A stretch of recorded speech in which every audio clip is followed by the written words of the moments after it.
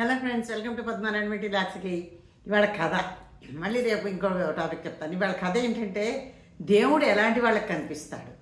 కనిపించడం అంటే కనిపించడం కదండి, మనకి ఎన్నో రుజువులు సాక్ష్యాలు కనిపిస్తాయి కదా. అలాంటి దేవుడు ఎవరికి కనిపిస్తాడు అన్నదాని గురించి కథ అనమాట. ఒక శిష్యుడు గురువుగా తల్లి తండ్రి ఇంట్లోంచి పంపించేస్తే ఒక అబ్బాయిని అతను గురువు దగ్గరికి వెళ్తాడా, అక్కడ శిష్యుడు అవుతాడు. అతనికి కనిపిస్తాడా లేదా గురువుకి కనిపిస్తాడా, వీడికేమీ తెలియదు. ఇవన్నీ తెలుసుకోవాలంది కదా మీకు. అది కథలో పదండి. ఏ గురువుకి కనిపించాడో, దేవుడు శిష్యుడికి కనిపించాడో, ఎవరు అందులో పుణ్యాత్మలో మనకు తెలుస్తుంది. ఓకేనా, పదండి కథలోకి. వెల్కమ్ అండి కథలోకి. అనగా ఒక ఊర్లోని రంగాపురం ఊర్లోని రంగయ్య అని ఒకతను ఉన్నాడు. ఆ రంగయ్య గమని అమాయక మనిషి అనమాట. తల్లి తండ్రి పెద్దవాళ్ళు అయిపోయారు కానీ ఇతను బతకడం చేత కావట్లేదు. ఎంతసేపు పని చెయ్యడు, పని దొంగ. తిండి మటు బాగా తింటాడు. ఎంత తల్లిదండ్రులు ఎంతమంది ఎన్ని చెప్పినా కూడా అసలు పని చెయ్యడు, పని రాదు, చెయ్యడం శ్రద్ధ చూపించడు. ఇలా కొన్నాళ్ళు సరే విసుగొచ్చి తల్లిదండ్రులేమో అబ్బాయిని ఇంట్లోంచి బయటకు పంపించేస్తారు. నువ్వు ఇంక ఇంట్లో ఉండకు, వెళ్ళిపో, నేను మేము పోషించలేము, నీ బతుకు నువ్వు బతుకు అని ఇంట్లోంచి బయటకు పంపిస్తాడు. సరే అమాయకుడు పాపం ఇంట్లోంచి బయటకు వస్తాడు. నడిచి నడిచి నడిచి ఆఖరికి కొంచెం దూరం నడిచారు. ఒక ఆశ్రమం కనిపిస్తుంది. ఆశ్రమం దగ్గరికి వెళ్తారు. ఆశ్రమం దగ్గరికి వెళ్తే అక్కడ ఒక ముని, ఒక గురువు గారు అనమాట. ఆ ముని శిష్యులు ఉంటారు. వీళ్ళందరూ ఏం చేస్తున్నారా అని గమనిస్తే వీళ్ళందరూ ఏమీ చేయట్లేదు. రోజు పూజలు చేయడం తప్పితే వేరే ఏమీ చేయట్లేదు. అప్పుడు ఏదో బాగానే ఉంది, పని చేయక్కర్లేదు, హ్యాపీగాను ఏదో పూజలు చేయడం నాకు ఇంట్రెస్ట్ అయినా పూజలు చేసేసుకొని ఇంత తిండి పెడతా, తినేసి హాయిగా ఉండొచ్చు కదా అని చెప్పి గురువుగారి దగ్గరికి వెళ్ళి, గురువుగారు నేను కూడా ఈ ఆశ్రమంలో ఉండేదంటే, ఉండు నాయనా, తప్పకుండా ఉండు అంటారు. మీ దగ్గర శిష్యరికం తీసుకున్నా తప్పకుండా రానాయనా, జాయిన్ అవ్వు, మా ఆశ్రమంలో నువ్వు కూడా కూర్చో అని చెప్తాడు. అది చెప్తాడు. గురువుగారు నాకు పని రాదు, నేను పని చేయలేను, పూజలు చేస్తానంటే, పని చేయక్కర్లేదేనా, నువ్వు పూజలు చేయి చాలు అంతే, ఇక్కడ ఎవరు చేసి ఎవరు పని చేయరంటాను. సరే అంటాడు, ఉంటాడు. అందరితో పాటు తను పూజలు చేస్తూ ఉంటాడు. ఇలా 15 రోజులు అయిపోతుంది. 15 రోజులు వేసే ఏకాదశి వస్తుంది. ఏకాదశి వస్తేను ఇతనికి ఎప్పటికీ ఏమీ పెట్టరు అన్నమాట తినడానికి. గురువుగారు అన్నం పెట్టలేదు, అన్నం వండట్లేదు, నాకు పెట్టరా ఏంటి ఇవాళ అంటే, ఇవాళ ఏకాదశినైనా అందరం ఉపవాసం ఉంటాము, నువ్వు కూడా ఉపవాసం ఉండాలి. అమ్మో గురువుగారు నాకు చాలా ఆకలి, నేను రేపొద్దునికి ప్రాణం ఉండదు, పోతుంది నాకు, మీరు తిండి పెట్టకపోతే ఇవాళ నేను రేపొద్దున చచ్చిపోతాను గురువుగారు, నాకు ఎలాగైనా అన్నం కాదు. అయితే నీకు అన్నం తినాలి, ఏం తినాలందో అది నీ పదార్థాలు ఇస్తాను, నువ్వు కొంచెం ఆ చెట్టు కింద బయటికి వెళ్ళి దూరంగా చెట్టు కింద వండుకొని తిన్నాయన అంటారు.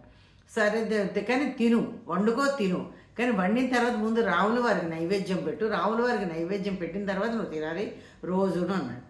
ప్రతి ఏకాదశి ఇలాగే చెయ్యాలి. సరే ఏం పోయింది, నాకు ఇస్తాను కదా, నేను ఏదైతే వండుకుంటా ఒక పూటగా ఎండి వండుకుందాం కదా అని ఆ సరుకులు పట్టుకెళ్తాడు, వంట వండుతాడు. వంట వండిన తర్వాత అయ్యా రామయ్య రామయ్య రామయ్య రామయ్య రామయ్య రామయ్య అంటాడు. అంటే ఎప్పటికీ రాడు. గురువుగారు నాకు ఎందుకు అబద్ధం చెప్పారు, రాముల వారు వస్తారు, నైవేద్యం పెట్టమన్నారు, రాముల వారు రాలేదు, నన్ను ఎందుకు ఇలా చెప్పారు, రాముల వారు పరీక్ష పెడుతున్నారా, గురువుగారు పరీక్ష పెట్టారా నాకని అలా బెంగ పెట్టుకుంటూ ఉంటాడు. పిలవగా ఇతను భక్తికి మెచ్చి రాముడు సీత వస్తారు. వచ్చి ఇతను ఆశ్చర్యపోతాడు. నేను ఒక్కడికే వండాను, రాముల వారికే గురువు గారు నైవేద్యం పెట్టమన్నారు, సీత కూడా వచ్చారు, ఎలాగా అని చెప్పి వండిందేమో తనకి రాముల వారికి పెట్టి వండుకున్నారు కదా, అది ఇద్దరు సీతకి రాముడికి ఇద్దరికి పెట్టేస్తారు. వాళ్ళు వెళ్ళిపోతారు. అయితే వెళ్ళిపోతుంటే శిష్యుడు చెప్తాడు, అయ్యా రాముల వారు మీరు వెళ్ళిపోతున్నారు, మళ్ళీ ఏకాదశి కూడా మళ్ళీ రండి, కానీ ఎంతమంది వస్తారో చెప్పండి, దాన్ని బట్టి నేను వండుతాను, అంతేకాని మీరు ఇలా వచ్చేసి సడన్గా ఇంతమంది వచ్చేస్తే నాకు ఎలా తెలుస్తుంది అంటేనే రాముడు చిరునవ్వు నవ్వి వెళ్ళిపోతాడు. రాముడు చిరునవ్వు నవ్వి వెళ్ళిపోయేసరికి వెళ్ళాను, మళ్ళీ అయిపోతుంది. మళ్ళీ గురువుగారి దగ్గరికి వెళ్ళిపోతాడు. చక్కగా పూజలు చేస్తాడు, చాలా చక్కగా మారుతాడు, బాగుంటాడు. పూజలు ఏవో చేసుకుంటూ అందరితోటిను. మళ్ళీ ఏకాదశి వస్తుంది. అందరూ ఉపవాసం ఉంటారు. ఈయన ఉపవాసం ఉండలేడు పాపం, ఏం చేస్తాడు, ఆకలి ఎక్కువ. మళ్ళీ ఈయనకి అన్ని సరుకులు ఇస్తుంటే అప్పుడు గురువుగారు కిందసారి మీరేమో నాకు రాముల వారికే ఇచ్చారు, కానీ ఇద్దరు వచ్చారు, రాముడు సీత కూడా వచ్చారు, నాకు చాలలేదు, నేను ఉపవాసం ఉండిపోవాల్సి వచ్చింది, కొంచెం సరుకులు ఎక్కువ ఇవ్వండి అంటే, గురువుగారు అంటే వీడికి ఆకలి ఎక్కువ కదా పాపం అడుగుతున్నాడులే, మరి కొంచెం ఎక్కువ ఇద్దాం, రాముల వారు రావడం ఏంటన్నాడు. ఎక్కువ సరుకులు ఇచ్చారు, పట్టుకెళ్ళి వండాడు. మళ్ళీ వండుకున్న తర్వాత అయ్యా రాముల వారు రండి, రాముల వారు రండి, సీతమ్మ రండి, అయ్యా రాముల వారు సీతమ్మ రండి ఇలా పిలుస్తుంటే రాముడు సీత లక్ష్మణుడు వచ్చారు. ముగ్గురు వచ్చారు అన్నమాట. అరే ఏంటి రాముల వారు ఇలా వచ్చారని చెప్పి, ఏంటి రాముల వారు మీకు చెప్పానమ్మో ముగ్గురు వస్తున్నాడు చెప్పొద్దా, నేను ముగ్గురికి వండాలి కదా అని అంటాడు. రాముల వారు నవ్వు చిరునవ్వు నవ్వేస్తారు. సరే వచ్చిన వాళ్ళని ఆ భోజనం పంపించాడు కదా, ముగ్గురికి 3 ఆకులు వేసాడు, చక్కగా వడ్డించాడు. వాళ్ళు తృప్తిగా తిన్నారు, అయిపోయింది, వెళ్ళిపోయారు. వెళ్ళిపోయిన తర్వాత మళ్ళీ చెప్పాడు, రాముల వారు మళ్ళీ ఏకాదశికి రండి, కానీ ఎంతమంది వస్తున్నారు నాకు చెప్తే నేను అంతమందికి ప్రిపేర్ చేసుకుంటాను కదా. అతను నవ్వేసాడు, వెళ్ళిపోయారు రాముల వారు. మళ్ళీ ఏకాదశి వస్తుంది. మళ్ళీ ఏకాదశి మళ్ళీ గురుగారు అంటారు, నీకు నీ సరుకులు ఇస్తున్నంటే, గురుగారు మీరు కొంచెం కొంచెం చేస్తే చాలట్లేదు, రాములు వారేమో ఒక్కళ్ళు రావట్లేదు, మొదట ఒకళ్ళు వస్తారన్నారు, 2 వచ్చారు, ఇప్పుడు 3 వచ్చారు, ఇప్పుడు ఎంతమంది వస్తారో తెలియదు, నాకు చాలా ఎక్కువ సరుకులు ఇవ్వండి. ఇదేంటి పిచ్చివాడా వెర్రివాడా, ఏంటి ఇలా చేస్తున్నాడు, ఇలా చెప్తున్నాడు ఏంటి అనుకుంటాడు. ఇలాగేమిటి రాములు వారు రావడం ఏంటి, వీడు అసలు అయినా సరుకులు అమ్ముకు ఏమైనా చేస్తున్నాడేమో, డబ్బులు తింటున్నాడేమో అనుకుని గురువుగారు ఎక్కువ సరుకులు ఇచ్చేసి అతను పంపిస్తాడు. అతను ఆ సరుకులన్నీ పట్టుకెళ్ళి చక్కగా ఉంచుకున్నాడు. ఉంచి చెట్టు కింద కూర్చున్నాడు. ఎందుకు, రాముల వారు వస్తారు కదా, రాముల వారు వచ్చిన తర్వాత ఎంతమంది వస్తారో చూసి వండొచ్చు కదా అనుకుంటాడు. ఎందుకు కూర్చుంటాడు.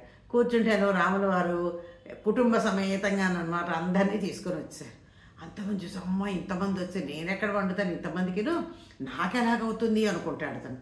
సరే అని తీసుకుంటాడు. సరే అప్పుడు అంటాడు అనమాట, రాముల వారు మీరు ఇంతమంది వచ్చారు, నా వల్ల ఎక్కడ అవుతుంది వండడం, కాబట్టి మీరే వండండి అని చెప్తాడు. అంటే రాముల వారిని చిరునవ్వు నవ్వి, భక్తుడు కోరుతున్నాడు కదా, పదండి మనమే వండుదాం అని హనుమంతుడికి, హనుమంతుడు వచ్చాడు, రామ లక్ష్మణ భర్త శత్రుఘ్నుడు అందరూ వచ్చారు అన్నమాట, కుటుంబం అంతాను. వాళ్ళతో పాటు అందరూ వండినప్పుడు సరైన వండుకుందామని అందరు ప్రిపేర్ అయిపోతారు. లక్ష్మణుడు ఏమో కర్రలు పట్టుకొస్తాడు, సీతమ్మ వారేమో వండుతారు. ఇదంతా చూసి పైనుంచి ఋషులు మిగిలిన పెద్ద పెద్ద వాళ్ళందరూ చూసి ఆ సీతమ్మ వారి చేతి ప్రసాదం దొరుకుతుందని అందరూ వస్తున్నారు, తింటున్నారు, వెళ్తున్నారు. ఇతనేమో దూరం నుంచి చూస్తున్నాడు.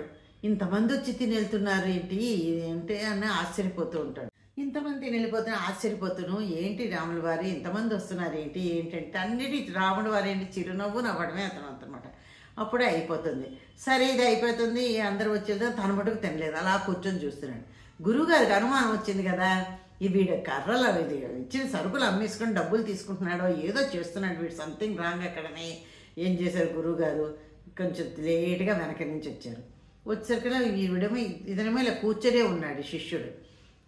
ఏంటి దగ్గర గురువుగారు వచ్చి, ఏమి నువ్వు ఇలాగే కూర్చున్నావు రంగయ్య, ఎందుకు ఇలా చేస్తున్నావు, ఏం చేస్తున్నావు, ఏమిటి వండుకోలేదా, తినలేదా, సరుకులు అన్ని ఇచ్చాను కదా, ఏం చేస్తుంటే, అదేంటి గురువుగారు అలా అంటారు మీరు, చూడండి రాముడు, సీత, లక్ష్మణుడు, హనుమంతుడు తర్వాతేమో భర్త శత్రుఘ్నుడు అందరూ వాళ్ళ వంశం అంతా వచ్చారు, అంతమందికి నేను వండను కదా గురువుగారు, అంత పని నేను చేయనని మీకు తెలుసు కదా, మీరే వండుకోండి అన్నాను రాముల వారికి. రాముల వారు నవ్వేశారు. సీతమ్మ వారు వండుతున్నారు, లక్ష్మణ స్వామి ఏమో కర్రలు తీసుకొచ్చారు, భర్త శత్రుఘ్నుడేమో మిగిలిన హెల్ప్లన్నీ సీతమ్మ గారికి చేస్తున్నారు, వాళ్ళు వండుతున్నారు. ఎంతమంది వచ్చి తినెళ్తున్నారో చూడండి వాళ్ళు వండుతుంటే. అంటే గురువుగారు అంటే, నీకు పిచ్చా వెర్రా, రాముల వారు రావడం అంటే, సీతమ్మ రావడం అంటే, వంట వండడం అందరిది నాకేం కనిపించట్లేదు, నీకని. అదేంటి గురువుగారు అలా అంటారు, అంతమంది వచ్చి తినెళ్తున్నారు, మీకు కనిపించకపోండి గురువుగారు అంటారు. నువ్వు మాట్లాడకు రంగయ్య, ఏంటి నువ్వు పిచ్చి వేషాలు వేస్తున్నావు, ఎక్కడ ఎవరు లేరు అంటాడు. అప్పుడు బాగా కోపం వస్తుంది అనమాట గురువుగారి మీద. గురువుగారు నేను అనుమానం పడుతున్నాను, గబగబా వెళ్ళిపోయి, అయ్యా రాముల వారు మీరేమో మా గురువుగారు కనిపించట్లేదట, నాకే కనిపిస్తున్నారు, మరి మా గురువుగారు అన్నారు ఇక్కడ ఎవరూ లేరు, ఏమీ లేదు, అన్నం లేదు, వంట లేదు, ఎవరూ రావట్లేదు, ఎవరూ తినట్లేదు అన్నారు ఏంటంటేను. అప్పుడు గురువుగారు ఏం చెప్తారో చూడండి. అప్పుడు గురువుగారు రాముల వారు ఏం చెప్తారంటే, నువ్వేమో నేను వస్తాను అని మనస్ఫూర్తిగా నమ్మేవు, వండేవు, నైవేద్యం పెట్టావు, పిలిచావు రామయ్య రా, సీతమ్మ రా అని. మొదటిసారి రామయ్య అన్నావు, తర్వాత సీతమ్మను, అందరినీ అలా పేరుని పిలిచావు. నువ్వేంటి మేము వస్తాము తింటామని పూర్తిగా నమ్మేశావు, నువ్వు మనస్ఫూర్తిగాను నమ్మేవు కాబట్టి నీ దగ్గరికి వచ్చావు. మీ గురువుగారు మేము వస్తామో రామో, రాముడు ఉన్నాడు వస్తాడేమిటి అన్నట్టు అనుమానంలో ఉన్నారు, అందుకే గురువుగారికి నేను కనిపించట్లేదు, అలా అనుమానం ఉన్న వాళ్ళకి నేను కనిపించను, పూర్తిగా నన్నే నమ్మి నా మీదే బాధ్యత పడి నన్నే పూర్తిగా శరణ వేడిన వాళ్ళకే నేను కనిపిస్తాను అని చెప్తాడు. అప్పుడు ఈ శిష్యుడు గురువుగారి దగ్గరికి వెళ్ళి, గురువుగారు మీరు నిజంగా రాముడు వస్తాడు నమ్మట్లేదా అంటే, వేరే వెదవా, రాముడు రావడం ఏమిట్రా, రాముడు తినడం ఏమిటి, నీకే పిచ్చా వెర్రా, నీకు చెప్పాను రాముడికి నైవేద్యం పెట్టు అన్నాను, కానీ రాముడు వచ్చేస్తాడు, లక్ష్మణుడు వచ్చేస్తాడు, సీతమ్మ గారు వస్తారని చెప్పానా నీకు, పిచ్చివాడు నువ్వు అనేది అంటాడు. అంటే లేదు గురువుగారు మీరు చెప్పారు కదా, అప్పుడు రామయ్య రా అంటే మొదటి పాటు రామయ్య సీత వచ్చారు, నేను చెప్పాను కదా ఎక్కువ మంది, అందుకే కదా ఎక్కువ సరుకులు అడిగి తీసుకెళ్తున్నాను, ఎక్కువ మంది వస్తున్నారని. మీరు నమ్మలేదన్నమాట. ఇప్పుడు రాముల వారు ఏమన్నారో తెలుసా మీ గురించి అని అడిగాడు. ఏమన్నారా? రాముల వారు నీకు కనిపించారా? ఏమన్నారా? చెప్పు అంటే ఏమన్నారంటే, మా గురుగారికి ఎందుకు కనిపించలేదు రామయ్య, నువ్వు నాకే కనిపిస్తున్నావు, అందరూ వచ్చి భోజనాలు చేసి వెళ్తున్నా అంటే మా గురుగారు నన్ను తిడుతున్నాను, అన్ని అబద్ధాలు ఆడుతున్నావు అంటానంటే, అప్పుడు రామయ్య ఏమన్నారు తెలుసా గురుగారు, మీ గురుగారు నేను వస్తాను నమ్మట్లేదు, నన్ను మనస్ఫూర్తిగా నమ్మలేదు, అందుకనే నేను కనిపించట్లేదు. అలా కాదు, నన్ను మనస్ఫూర్తిగా నమ్మాలి, నమ్మిన వాళ్ళకే నేను కనిపిస్తాను అని చెప్తారు. అప్పుడు గురువుగారు నమ్ముతారు, నమ్మి ఏడ్చేస్తారు, కళ్ళబడి నీళ్ళు పటపట కరిపోతాయి. అయ్యో ఎందుకు గురువుగారు మిమ్మల్ని బాధ పెట్టానా, అయ్యో గురువుగారు నేను మిమ్మల్ని బాధ పెట్టాలని చెప్పలేదు, అయ్యో నన్ను క్షమించండి గురువుగారు అని లేకపోతే వెళ్తూ ఉంటాడు. అంటే లేదురా, నువ్వు తప్పు చేయలేదురా, నువ్వు ఎంత అమాయకుడువో అంత నిజభక్తి ఉందిరా నీ దగ్గర, మేము పెద్ద తెలివైన వాళ్ళము, మేము యజ్ఞాలు చేస్తాం, యాగాలు చేస్తూ ఉంటాము అంటే, అవును గురుగారు నేను చెప్పాను కూడా రాముల వారికి, మా గురువుగారు పెద్ద మునీశ్వరుడు, చాలా బాగాను అన్నీ చెప్తారు, మాకు చాలా యజ్ఞాలు పూజలు అన్నీ చేస్తారు అని చెప్పాను. అంటే కూడా గురువుగారు రాముల వారు ఏమన్నా అంటే, అన్నీ చేస్తాడయ్యా మీ గురువు, నన్ను పూర్తిగా మనస్ఫూర్తిగా నమ్మట్లేదు, వస్తాడో రాడో సంశయము, వస్తాడని అనుకోవట్లేదు, ఏదో నైవేద్యం పెడుతున్నాం కదా అనుకుంటున్నాడు, అందుకే అతను కనిపించలేదని చెప్పారు గురువుగారు, అందుకని ఇలాగా మీకు కనిపించలేంటే. అప్పుడు ఏడిచి పాపం అతను చాలా ఏడుస్తారు గురువుగారు. ఏడిస్తే అప్పుడు రాముల వారు కూడా జాలిపడి అప్పుడు ఇతనికి ప్రత్యక్షం అవుతారు అన్నమాట. గురువుగారు కూడా కనిపించి ఇవన్నీ కనిపిస్తాయి గురువుగారికి. అప్పుడు గురువుగారు రాముల వారు దండం పెట్టి చాలా ఆశీర్వచనాలు, ఇద్దరు గురువుగారు శిష్యుడు రాముల వారికి సీతమ్మకి అందరికి వారి పరివారాలందరికీ దండం పెట్టి ఆశీర్వచనాలు తీసుకొని గురువుగారేమో ఈ శిష్యుని తీసుకొని ఆశ్రమానికి వెళ్తూ ఉంటారు. ఇదండి కథ. నమ్మకం, మనిషికి నమ్మకం అనేది ఉండాలి, దేవుడి మీదైనా మనుషుల మీదైనా ఎవరి మీదైనా నమ్మకం ఉంటే మనం ఏదైనా సాధించగలము. ఇది కథ సారాంశం అన్నమాట. ఊరికి అనుమానాలు పడిపోయి ఎవరు మనుషుల మీద కానీ దేవుడు చేస్తాడా వస్తాడా అనుకోవడం కానీ లేదు. ఎన్నో నిదర్శనాలు మనకు వస్తూ ఉంటాయి కదా దేవుడు చేసినవి, అలాగా అది తెలుసుకుందికే ఈ కథ మనకి. ఓకేనా ఫ్రెండ్స్, ఇది ఎలా ఉందో కామెంట్లో పెట్టి లైక్ షేర్ సబ్స్క్రైబ్ చేసి నాకు సపోర్ట్ చేయండి. Thank you, bye.